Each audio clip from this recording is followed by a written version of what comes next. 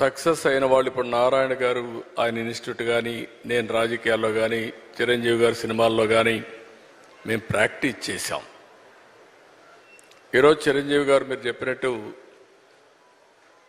ఆయన ఆ సంకల్పం చేసుకొని ముందుకు పోయారు. నేను కూడా సీఎంగా ఉన్నప్పుడు ఆయనతో ఎప్పుడు కలిసేవాడిని.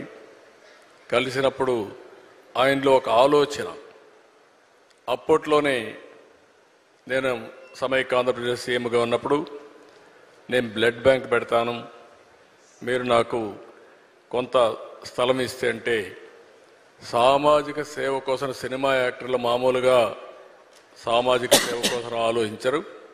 అలాంటి ఆలోచన చేసిన మొదటి వ్యక్తి చిరంజీవి గారని చెప్పి కూడా నేను మీకు తెలియజేస్తున్నా. అలాంటి ఆలోచనతో ముందుకొచ్చారు. ఇప్పుడు శరణ్ గారైతే ఈ పుస్తకం రాసిన తర్వాత నాకు అనిపించింది